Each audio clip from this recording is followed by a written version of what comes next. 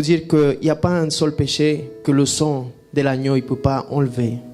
Victoire à l'agneau ce soir-là. Victoire tous les jours à l'agneau. Je vous invite à la parole de Dieu. Et on va Marc 8, à partir du 13.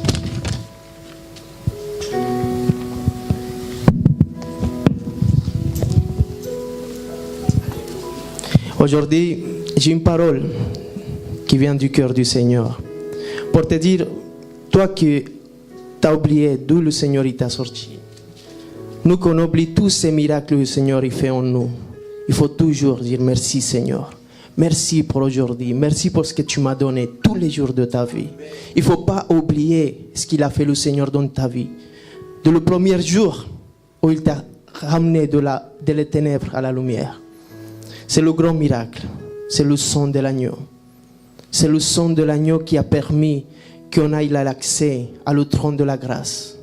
Et c'est pour ça qu'aujourd'hui je veux qu'on lit Marc 8 à partir du 13 jusqu'à 21.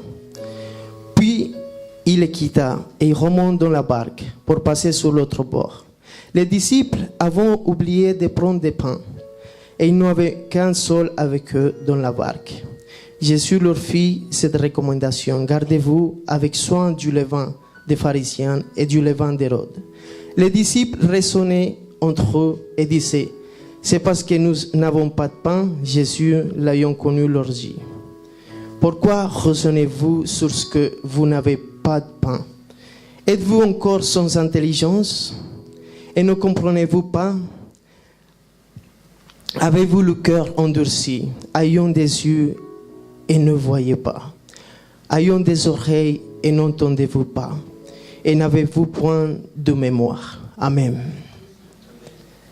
Les apôtres, ils avaient été avec Jésus-Christ. Là, quand il a fait le miracle, avec cette pain, il a rendu grâce. Pourquoi? Parce qu'il avait déjà passé 3 jours avec eux dans la montagne. Et il a dit, ne les laissez partir, parce qu'ils vont manquer de force. Je te dire ce soir, Jésus-Christ, il ne va jamais te laisser sans force. Il va te donner toujours la provision. Amen. Toujours. Il ne va jamais te laisser. Il ne va jamais laisser que tu manques tes forces. Et là, il a levé le panier. Il a rendu grâce. Beaucoup d'entre nous, on se plaint beaucoup. Et on dit, j'en ai pas. Mais si tu as une petite voiture, rends grâce. Parce que déjà, tu en as une petite, mais tu auras une plus grande si tu rends grâce. Parce que de cette pain, il a fait un miracle plus grand. Et c'est comme ça qu'on dit merci au Seigneur, en donnant grâce de ce qu'on a déjà. Et il fera un miracle plus grand. Et après cela, tout ça se passe dans Marc 8. Tout ça se passe là. Il passe le grand miracle. Et on dirait que les apôtres, ils s'oublient les grands miracles que Jésus-Christ a accomplis dans notre vie. Mais nous, on est pareil. Parce que quand il vient la tempête, quand il vient les problèmes, on doute. Et on dit, est-ce que le Seigneur, il va faire? Est-ce que le Seigneur, il va changer ma vie? Est-ce que le Seigneur, il va me donner un travail? Mais pourquoi on doute? Il a déjà fait des plus grandes choses. Il a déjà donné tout son sang dans la croix. Il a déversé son sang pour nous. Il a déversé son sang. Il faut juste qu'on fasse réel dans notre vie la croix. Et qu'on amène toutes nos maladies, toutes nos pauvretés dans la croix. Et il va faire, il ne faut plus douter. Ce thème aujourd'hui s'appelle « Sors de Bethsaïda et ne retourne plus ». Amen.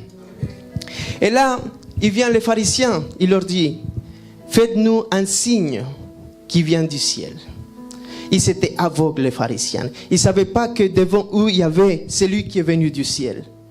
Et des fois dans notre vie, on demande des signes au Seigneur. Et on dit, Seigneur, est-ce que tu vas m'amener au ministère? Qu'est-ce que tu vas faire de moi? Et on a des craintes et on a des peurs. Tout à l'heure, on chantait, on n'a plus de crainte. Ça m'a fait du bien parce que moi, des fois, j'ai crainte même de monter là. Mais je donne ça au Seigneur parce que je ne parle pas bien en français. Je dis, Seigneur, comment je vais prêcher? Les gens ils vont dire, je ne parle pas bien en français. Mais je laisse ça au Saint-Esprit. Lui, il connaît. Lui, il parle bien le français. Moi, j'essaye. Amen.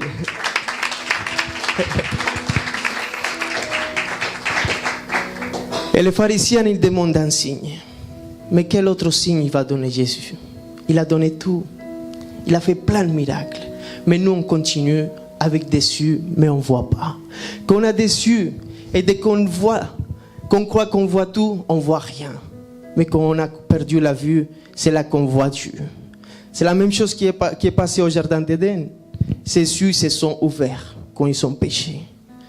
L'apôtre Paul, ses yeux, ils se sont fermés quand il a vu le Seigneur.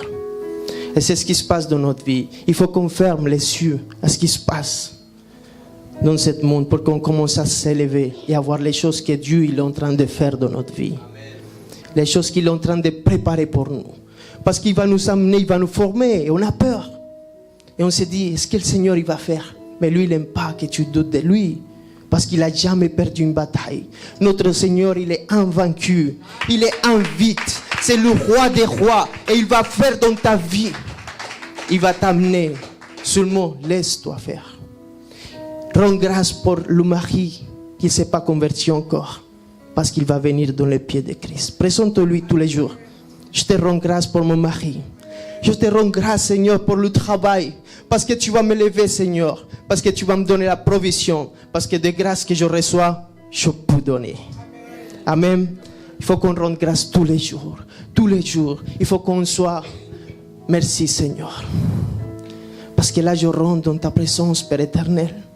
Parce que tu es sublime, Seigneur. Tu es inégable, Seigneur. Il n'y a personne comme toi, Papa Dieu.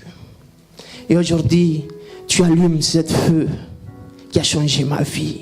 Tu as rempli le vide que j'avais. Aujourd'hui, je suis quelqu'un qui a la joie dans la vie.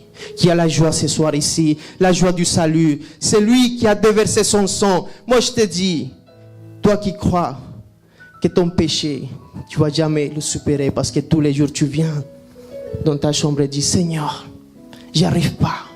Le même péché tous les jours. Mais je te dis, le sang de l'agneau. Le sang de l'agneau, il est capable d'enlever ce péché. Donne-lui, fais-lui confiance. Fais-lui confiance. Et il va te sortir de ce lieu. Il va te faire marcher encore. Et encore, et encore comme la lumière qui s'élève le matin.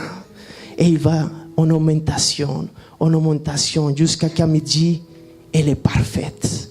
C'est comme ça que vous allez être. La lumière de Jésus en vous. Celui qui demeure en nous, c'est Jésus-Christ. C'est lui qui a vaincu la mort. Alors, on peut vaincre? Oui? Je n'ai pas entendu. Jésus-Christ, il a déjà vaincu pour vous. Amen. Et là, les apôtres, ils suivent avec Jésus-Christ. Ils montent dans la barque et là, ils rentrent dans un village. Et ce village, il s'appelle Bethsaïda. Bethsaïda, c'est un village. Et c'est où Bethsaïda?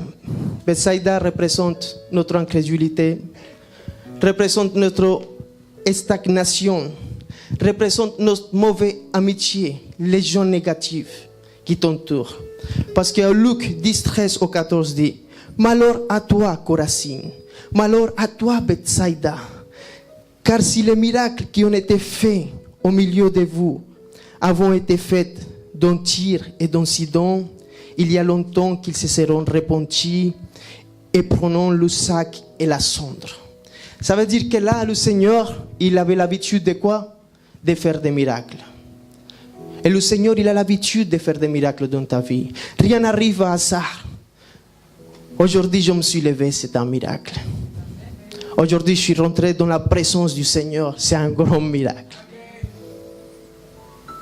On doit savoir de que Dieu, Jésus-Christ, c'est notre miracle. Le Saint-Esprit demeure en moi, c'est un miracle.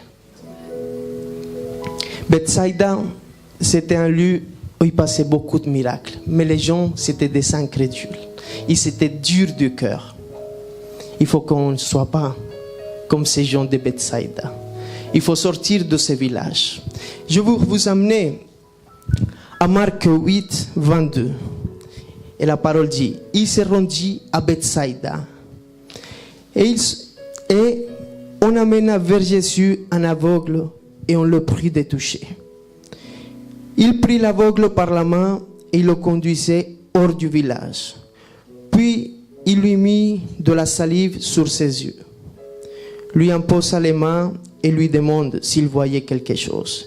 Il regarde et dit, j'aperçois les hommes, mais j'en vois comme des arbres, et qui marchent. Jésus lui mit de nouveau les mains sur les yeux, et quand l'aveugle regarde fixement, il fut guéri, et vit tout distinctement.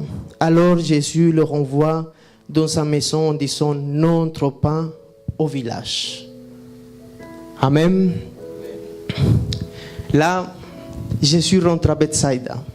Il vient de passer toutes ces choses-là. Les apôtres, ils ont encore des doutes, ils voient des miracles, mais ils ont le cœur encore endurci et sa mémoire. Ils ont la mémoire courte, ils oublient vite, ils doutent. Nous, on est comme ça. Des fois, on oublie.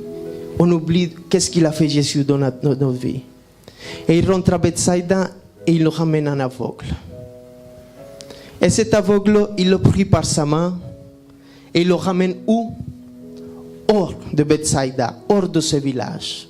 Jésus-Christ aujourd'hui, il veut te sortir de Bethsaïda. Il faut que tu sors de ce village.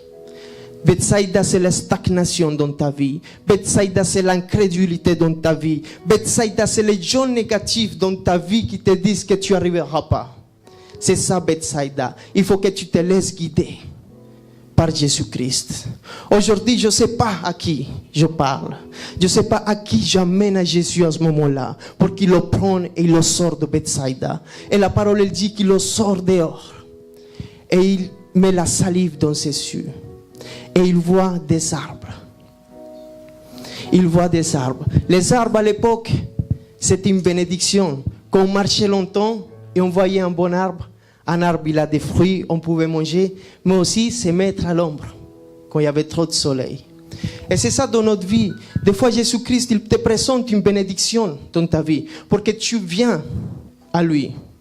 Il l'a fait avec Pierre.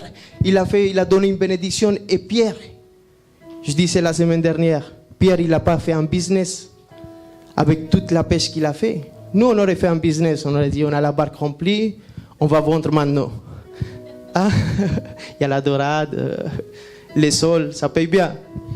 Mais non, Pierre, il a dit, Seigneur, je reconnais que tu es. Et il s'est mis à genoux. Et il a suivi celui qui a rempli sa barque. Et c'est comme ça que Dieu il procède dans notre vie. Il nous amène une bénédiction. Mais des fois, cette bénédiction, il nous éloigne de Dieu. Il fait le contraire. Il nous amène à Bethsaïda des fois. Jésus-Christ, il a dit, tu vois quoi? Il a dit des arbres. Ça veut dire que cet homme, il connaissait c'est quoi un arbre. Il avait déjà vu, il connaissait les arbres. Ça veut dire qu'il n'est pas aveugle de naissance. Ça veut dire que lui, il connaissait déjà. Beaucoup d'entre nous, on connaît déjà Dieu. On a déjà eu ces bénédictions de lui. On connaît son amour. Son amour. Mais des fois, on a changé pour la bénédiction qu'il nous a donnée. On a demandé à Marie et on a servi le mari, on n'a pas servi Dieu. On a demandé un ministère, on a servi le ministère, pas le patron du ministère. Et c'est pour ça que cet homme, il n'était pas guéri encore. Beaucoup d'entre nous, on ne voit pas encore clairement. Parce qu'on cherche quoi? Les bénédictions terrénales. On cherche les choses de ce monde. On se dit chrétien, mais on court derrière l'argent. On se dit chrétien, mais on court de le plaisir de ce monde. On n'est pas guéri. On ne voit pas assez clair encore. Il faut qu'on voit clairement. Et dit que la parole de que Jésus, il a remis sa main et il a vu distinctement. Il a vu qui? Il a vu qui à ce moment-là, devant lui? Jésus-Christ. Jésus-Christ. C'est là qu'il a vu Jésus. Et là, la parole elle dit que là, il a été vraiment guéri. Là, il a été guéri. Je veux te parler aujourd'hui. Je ne sais pas c'est quoi ton Bethsaïda en ce moment. Je ne sais pas c'est quoi qui te stagne. Je ne sais pas c'est quoi qui t'amène à le doute de qui tu es. Qu'est-ce qu'on disait tout à l'heure? On est enfant de Dieu. J'ai plus de crainte. Je suis un enfant de Dieu. Un enfant de Dieu, c'est savoir que mon papa, il va me donner tout. Parce qu'à lui appartient l'or et l'argent. Ne doutez pas. Sortez de Bethsaïda et ne retournez pas. Parce que là, Jésus il a dit, ne retourne pas dans le village. Amen. J'espère que cette prédication t'a édifié.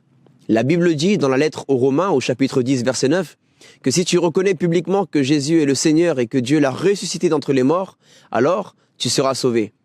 Je t'invite à faire cette prière avec moi afin de recevoir la vie éternelle. Là où tu es, tu peux fermer tes yeux et dire « Seigneur Jésus-Christ, je t'ouvre mon cœur. Je reconnais mon péché devant toi. Je te remercie d'avoir porté, Seigneur, toutes mes fautes à la croix et de m'avoir offert la vie éternelle. Je crois que tu es le Fils de Dieu, que tu es mon Seigneur et mon Sauveur. Je reçois ton Saint-Esprit aujourd'hui. Je pardonne toutes les personnes qui m'ont fait du mal dans ma vie, Seigneur. Et j'accepte ton amour au nom de Jésus. Amen. Je peux également venir le lundi et jeudi à 19h30 à notre église Jésus mon refuge, ou bien les cultes au samedi à 18h. À Paris, 76 rue Pierre Soulier, 75 020 métro Porte des Lilas. Que Dieu te bénisse.